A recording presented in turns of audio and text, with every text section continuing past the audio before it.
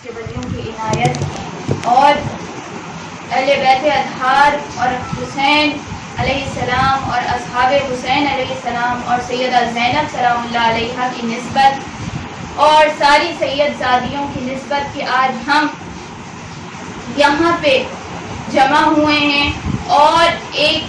On line meeting کے ذریعے ہم ذکر حسین اللہ تعالیٰ ہمیں کرنے کی توفیق دے رہا ہے. اللہ تعالیٰ اس ذکر کو ہمیں سننے کی مکمل طور پہ اور اس ذکر سے جو ہمیں سبق ملے اس سے عمل کرنے کی توفیق عطا فرمائے. آمین. پہلی بات تو اللہ کا شکر ادا کرنا چاہیے کہ اللہ نے ہمیں اس پرفتن دور میں یہ موقع دیا کہ ہم ذکر حسین کر رہے ہیں اور امام حسین علیہ السلام کے ذکر کی فضیلت دعا بس اتنی ہے. میرے کرنے کا مقصد یہ میں بتا دوں سب سے پہلے کہ یہ ذکر میں نے کیوں انعقاد کروایا اور کیوں آن لائن ذکر کا اہتمام کروایا گیا. یہ صرف اتنا سا مقصد ہے, صرف میرا یہی مقصد تھا کہ امام حسین ہم سے راضی ہو جائیں اور ایک بار اپنے نانا جان سے یہ کہہ دیں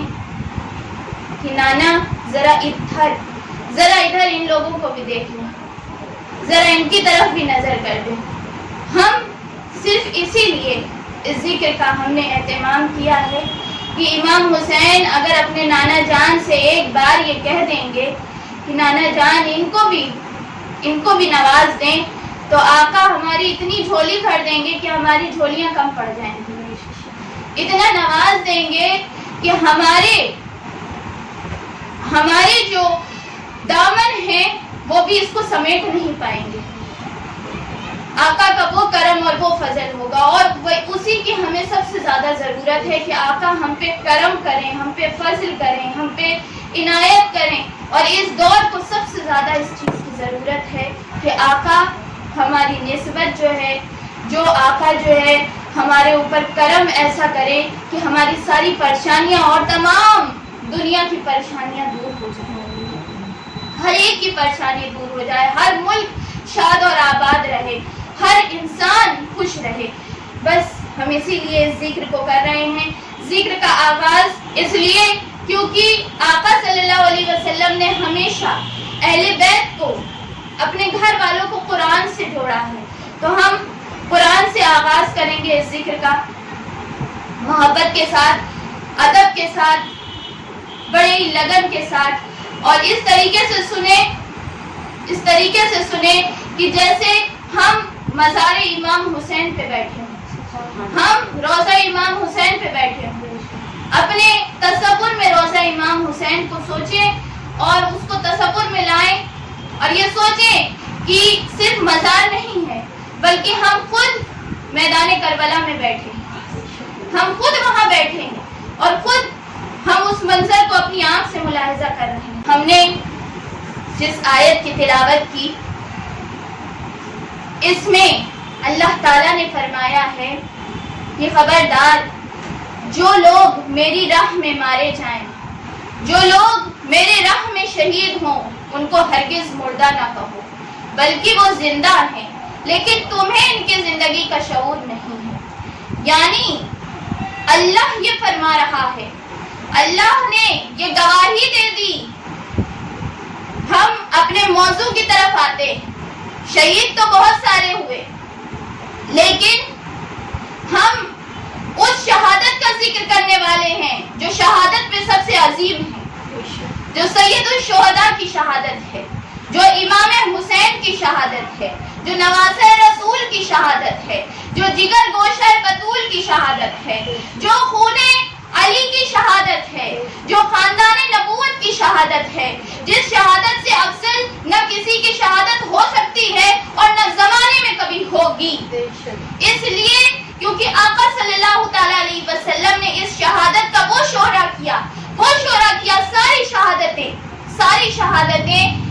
شہید جب انسان ہو جاتا ہے اس کے بعد لکھی جاتی ہیں, کیونکہ واقعہ تب پتہ چلتا ہے शहादत है कि इमाम हुसैन की शहादत उनके शहीद होने से, करबला पहुंचने से कई साल पहले आका सल्लल्लाहु अलैहि वसल्लम ने खुद लिखवाई। और हदीस की किताबें भरी पड़ी थी जिक्र से कि मेरा हुसैन करबला में शहीद किया जाएगा, मेरा हुसैन इस तरीके से शहीद होगा कि उसे भूखा प्यासा शहीद किया जाएगा, उसे मेरी उम्मत ही के लोग शहीद करेंगे जो नाम नेहाद मेरा कलमा पढ़ने वाले होंगे। तो ये सबसे पहले जिस किताब का मैं हवाला दे रही हूँ ये अल इजाबा फी मनाक़िबिल क़राबा है। ये शेखुल इस्लाम डॉक्टर ताहिरुल क़ादरी मद्दज़िल्लहुल आली की किताब। इसमें सारी हदीसें जो अहले बैत की शान के ऊपर है जमा की गई हैं। सबसे पहले इसमें मजमूई तौर पर, मिक्स तौर पर सारी हदीसें आई हैं, सारी अहले बैत की शान के ऊपर, फिर सैयदा फातिमा के ऊपर, फिर मौलाए कायनात मौला अली करमल्लाहु वजहुल करीम के ऊपर, फिर इसमें जो है जमा किया गया है इमाम हसन और इमाम हुसैन अलैहिस्सलाम के ऊपर, और फिर जो है अज़वाज मुतहरात यानी आका की सारी बीवियों के ऊपर, और फिर आखिर में जो हुज्जत आएगी यानी आएंगे बाद में लेकिन होंगे उन्हीं में से इमाम मेहदी अलैहिस्सलाम के ऊपर, उसकी शान यहाँ पे बयान की गई है इस हदीस की किताब में। और हदीसें जो हैं वो इसी से कोट की जाएंगी क्योंकि इसमें सारी हदीसें जो अहले सुन्नत वल जमात की मुस्तनद किताब, जो हमारी अकीदे की मुस्तनद हदीस की किताबें हैं उसमें से हदीसें बयान की जाएंगी। और इसमें से सबसे पहली हदीस, क्योंकि देखिए इमाम हुसैन की शहादत का पता चलना चाहिए कि जो हम जिक्र कर रहे हैं वो कितनी अहमियत का हामिल है, जो हम जिक्र कर रहे हैं उसकी कितनी जरूरत है, और ये कहाँ कहाँ हुआ, किस तरीके से हुआ और आका ने किस तरीके से इसका चर्चा किया। तो पता तो चलना चाहिए कि ये जिक्र हमें करने से फायदा क्या मिलेगा और ये जिक्र हमें कितनी जरूरत है कि की जाए हमेशा। सबसे पहले तबरानी की हदीस है फिल मोजम अल कबीर में, हजरत इब्ने अब्बास रज़ी अल्लाह ताला अन्हु रिवायत करते हैं कि जब ये आयत नाजिल हुई कुल ला अस्अलुकुम अलैहि अजरन इल्ला मवद्दता फिल कुर्बा, जब अल्लाह ने ये आयत नाजिल की, ये कुरान की आयत है, जब ये नाजिल हुई कि हम अल्लाह ताला ने फरमाया कि आप अपने महबूब से फरमाया कि आप ये अपने उम्मतियों से कह दीजिए कि अगर वो आपको कुछ देना चाहते हैं, हम कहते हैं ना फिदा का अबी व उम्मी या रसूल अल्लाह, आप पे मेरी जान माल कुर्बान, आका के लिए हमारी जिंदगियां कुर्बान, आका के लिए हमारे माल पैसा दौलत सारी चीजें कुर्बान, हम कहते हैं ये बात, लेकिन आका को माल नहीं चाहिए, आका को दौलत नहीं चाहिए, आका को पैसा नहीं चाहिए, आका को हमारी कोई चीज नहीं चाहिए, आका को वही चाहिए जो अल्लाह ने कहा है। और अल्लाह ने कहा है कि महबूब अपने उम्मतियों से ये कह दीजिए कि अगर वो आपको कुछ देना चाहते हैं तो आपकी अहले बैत से मोहब्बत किया करें, आपकी अहले बैत से मोहब्बत किया करें। आका को किसी चीज की जरूरत नहीं है, किसी चीज की जरूरत नहीं। तो इसलिए जब ये आयत नाज़िल हुई तो सहाबा कराम ने फरमाया, सहाबा ने पूछा या रसूल अल्लाह मन कराबतुका, मन कराबतुका, कौन आपकी कराबत है? अल्लज़ी वजबत अलैहि मवद्दतु, कि जिसकी मवद्दत हम पे वाजिब कर दी गई है, कौन है? तो आका ने फरमाया हुआ अलीयुन व फातिमतुन व इब्नतुहा, कि अली, फातिमा और इनके दोनों साहबजादे, यही लोग हैं मेरे करीबी